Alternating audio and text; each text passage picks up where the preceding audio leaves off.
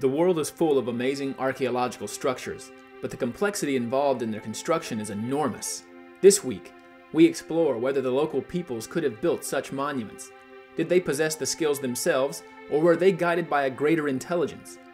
I'm not talking about aliens, but how about an earlier, lost civilization? What is the link between these great monuments and this massive man-made mound in central England?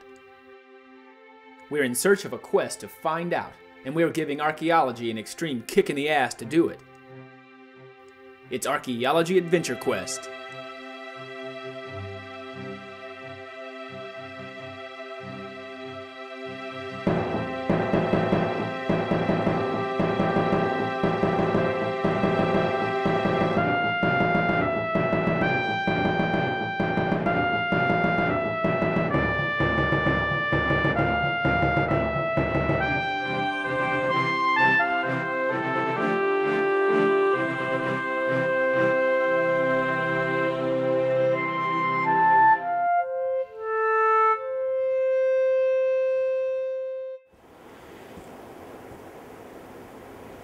Hi, I'm Dirk Logan, and this is Archaeology Adventure Quest.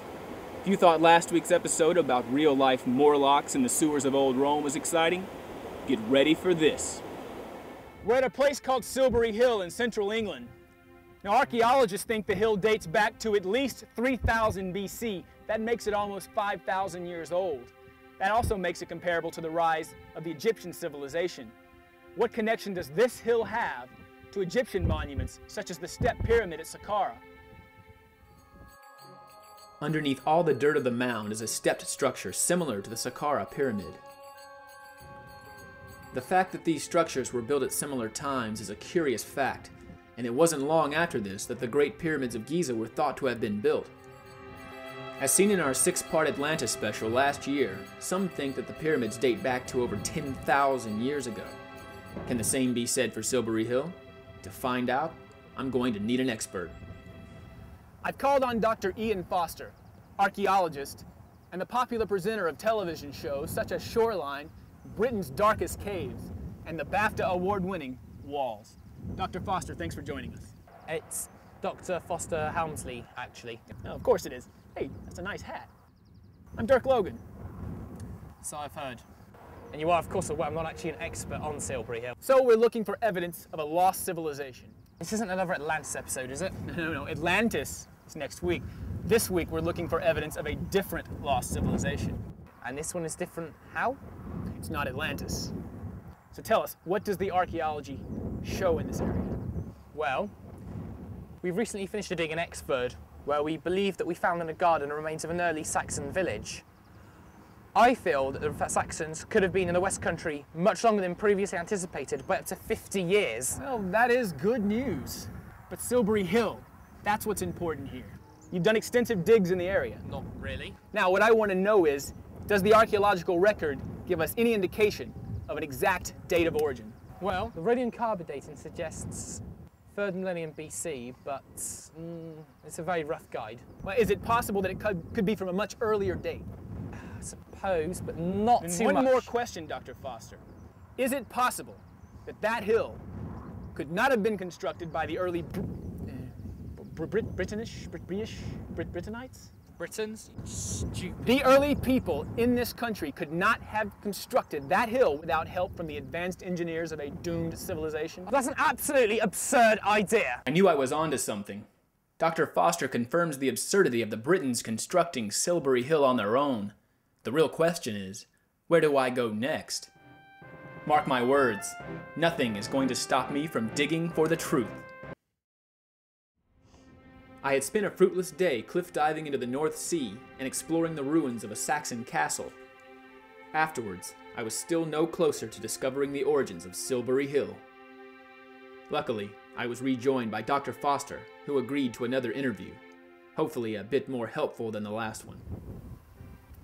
Oh, Dr. Helmsley, thank you for rejoining us. It's Dr. Foster Helmsley. Look, Dirk, I'm worried that comments I may have made earlier were taken out of context. That's all well and good, Doctor, but we've got bigger problems. That hill still needs a construction date. Well, I've been all over England. I have been unable to find any new evidence on our lost civilization that's definitely, probably not Atlantis. Do you have any new evidence for us? Dirk, listen to me. This is for you and your audience. There is no lost civilization. Society didn't just spring up in one place and move down the line. It was a diffused process across the whole planet. There's no evidence for any of these alternative theories. Especially Silbury Hill, which is not a pyramid. It's been excavated inside and out for centuries. It's got no ties to Egypt, and is in fact contemporary to a large complex of structures such as Stonehenge. You've got to stop pressing these out-of-date, alternative mad theories. Look, you owe that much to your TV audience. Well, there you have it. Thank you. A new lead. Oh, God! Stonehenge. Was it built by the same ancient Atlanteans, or whomever, that built Silbury Hill? Well, that leaves us only one alternative. When we come back, we've got to build a full-scale replica of Stonehenge. What? Stay tuned. Do you always wear the same clothes?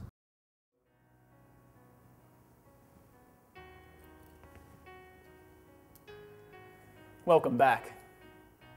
We here at Archaeology Adventure Quest had intended for you to be viewing our full-scale reconstruction of Stonehenge. Unfortunately, we cannot bring you that footage. During the shoot, there was an accident. One of the large stones we erected fell, which in turn fell into another, and another. Well, it brought the whole thing down like some sort of giant domino set. It was pretty tragic.